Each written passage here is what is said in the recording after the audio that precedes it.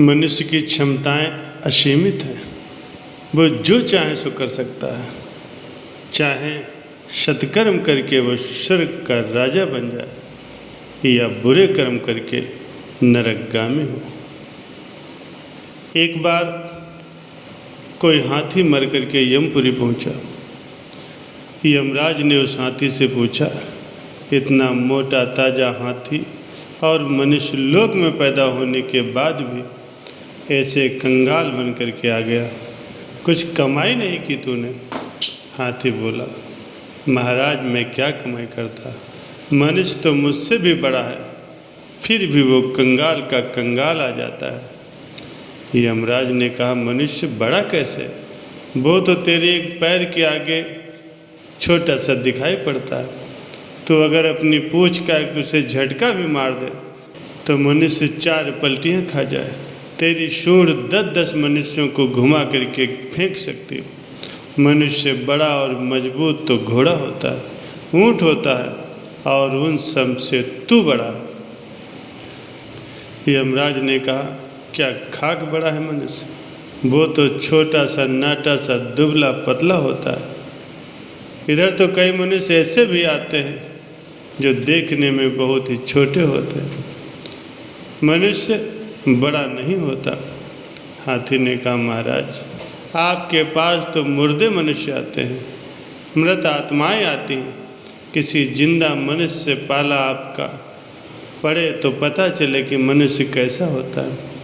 यमराज ने कहा, ठीक है, मैं अभी किसी जिंदा मनुष्य को बुलवा करके देख लूँगा। यमराज ने यमदूतों को आदेश दिया कि संवैधानिक तरीके से किसी जिंदा मनुष्य को उठा करके ले आओ। यमदूत चले किसी जिंदा मनुष्य की खोज में पृथ्वी लोक पर। उन्होंने देखा कि एक किसान युवक रात्रि के समय अपने खलिहान में खटिया बिछा कर सो रहा। यमदूतों ने खटिया को अपने संकल्प से लिफ्ट की भांति ऊपर उठाया और बिना उसके प्राण निकाले उस मनुष्य को सशरीर ही यमपुरी को ओर लेकर के चल दिए। ऊपर की ठंडी हवाओं से उस किसान की नींद खुली। देखा तो चारों तरफ सन्नाटा था। उसका चित्र एकाग्र था। उसे यमदूत दिखे। उसने कथा भागवत में कई बार ये सुना था कि यमदूत इस प्रकार से होते हैं, जो खटिया के साथ मुझे लिए जा रहे हैं। अगर इनके आगे मैं कुछ कहूँगा तो तू मैं हो जाएगी, और इन्होंने थोड़ी सी अगर खटिया टेढ़ी कर दी तो फिर मैं ऐसा गिरूंगा कि हड्डी पसली का भी पता नहीं चलेगा। उस युवक ने धीरे से अपनी जेब में हाथ डाला और कागज पर कुछ लिख करके चुपके से फिर लेट गया। यमदूत उस मनुष्य को खटिया समेत लेकर के यमपुरी पहुँचे। खटिया लेकर आए यमदूतों को तत्काल ही अन्यत्र कहीं दूसरे काम से भेज दिया गया। उस युवक ने किसी दूसरे यमदूत को यमराज के नाम लिखी वो चिट्ठी दे करके यमराज के पास भिजवाया। उस चिट्ठी में लिखा था कि पत्रवाहक मनुष्य को मैं यमपुरी का सर्वे सर्वा बनाता हूँ। नीचे आदि नारायण भगवान विष्णु का नाम लिखा था। यमराज चिट्ठी पढ़कर सकते में आ गए, लेकिन भगवान नारायण का आदेश था, इसीलिए उसके परिपालन में युवक को सर्वे सर्वा के पद पर राज तिलक कर दिया गया। अब जो भी निर्णय हो वो सब इस सर्वे सर्वा मनुष्य की आज्ञा से ही होते थे। अब कोई पापी व्यक्ति आता तो यमदूत पूछते, महाराज इसे किस नरक में भेज दें? वो कहता, इसे बैकुंठ भेज दो, और वो बैकुंठ भेज दिया जाता। किसी भी प्रकार का कैसा भी पापी आता तो वो सर्वे सर्वा मनुष्य उसे किसी नरक में नहीं भेजता, अपितु उसे बैकुंठ में भेज देता। और थोड़े ही दिनों में बैकुंठ भर गया। इधर भगवान नारायण सोचने लगे, क्या पृथ्वी पर कोई ऐसे पहुँचे हुए आत्म साक्षात्कारी महापुरुष पहुँच गए हैं जिनका सत्संग सुन करके, जिनका दर्शन करके आदमी निष्पाप हो रहा है और सब के सब वैकुंठ चले आ रहे हैं। अगर कोई ब्रह्मज्ञानी वहाँ हो तो उसका और मेरा तो सीधा संबंध होता है। जैसे टेलीफोन आपके घर में है तो एक्सचेंज से उसका संबंध होगा ही। बिना एक्सचेंज के टेलीफोन की लाइन अथवा डिब्बा कोई काम नहीं करेगा।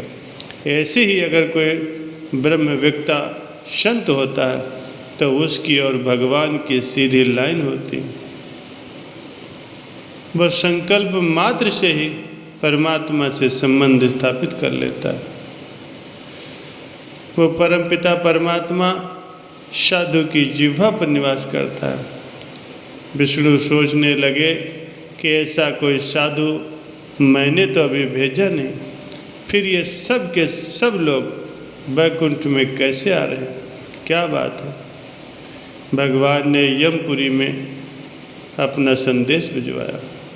यमराज ने तत्काल जवाब भेजा कि भगवान वैकुंठ किसी ब्रह्मज्ञानी संत की कृपा से नहीं, आपके द्वारा भेजे गए नए सर्वे सर्वा मनुष्य के आदेश से भरा जा रहा है।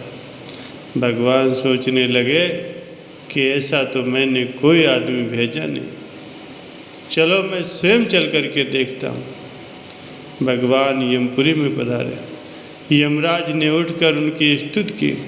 भगवान पूछते हैं कहाँ है वह सर्वे सर्वा मनुष्य। यमराज ने कहा प्रभु वो सामने के सिंहासन पर बैठा है जिसे आपने ही भेजा है।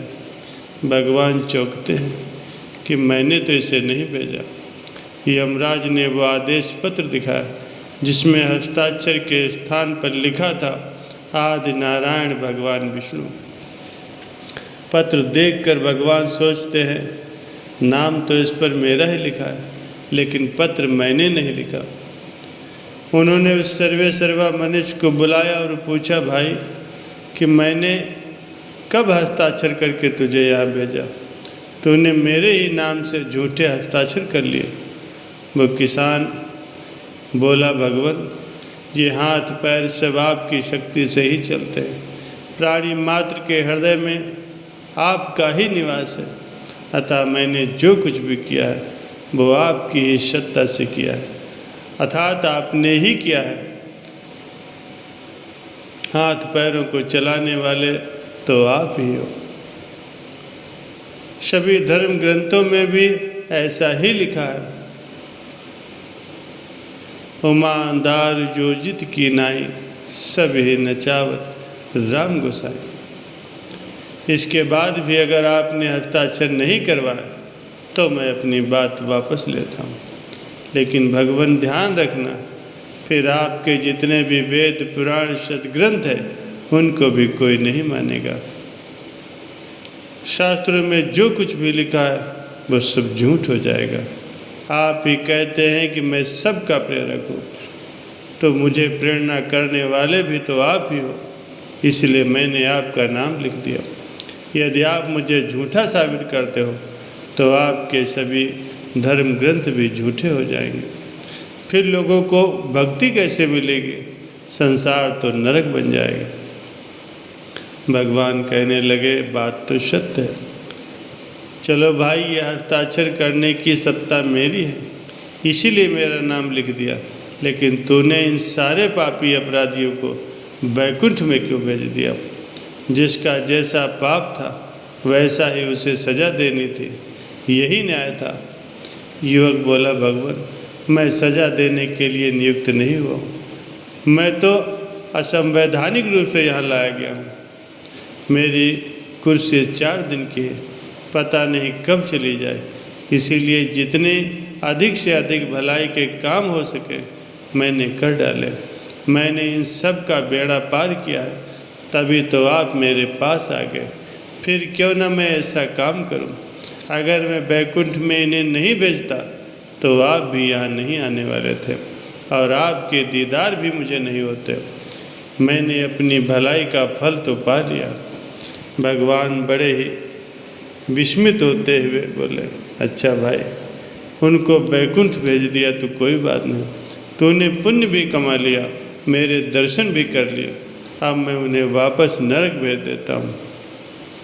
वो युवक बोला, भगवान आप उन्हें नरक वापस भेजोगे तो फिर आपके दर्शन का फल क्या हुआ? आपके दर्शन की महिमा कैसी कि आपके बैकुंठ में आने के बाद फिर से नरक? भगवान ने कहा, ठीक है, मैं उन्हें नरक में नहीं भेजता, लेकिन अब तू वापस पृथ्वी पर जा। युवक बोला, प्रभु मैंने इतने लोगों को तारा, आपके दर्शन करने के बाद भी मुझे संसार में जाकर के मजदूरी करनी पड़ेगी, तो फिर आपके दर्शन और सत्कर्मों की महिमा पर कलंक लग जाएगा। भगवान सोचते हैं कि ये तो किसी वकील का बाप है। उन्होंने उस युवक से कहा, अच्छा भाई तो पृथ्वी पर नहीं जाना चाहता तो न सही, लेकिन ये पद तो छोड़ दे, चल मेरे साथ बैकुंठ में। युवक बोला, प्रभु मैं अकेला नहीं जाऊंगा, जिस हाथी के निमित्त मैं यहाँ आया हूँ पहले आप उसे बैकुंठ आने की आज्ञा प्रदान करें, तब ही मैं आपके साथ चलने को तैयार हो सकता हूँ। भगवान बोले, चल भाई हाथी, तू भी चल।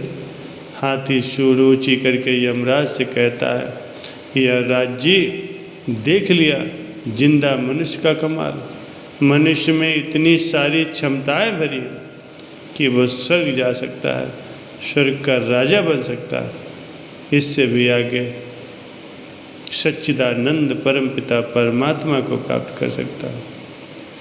उस परमपिता परमात्मा का साक्षात्कार करके जीते जी मुक्त हो सकता है।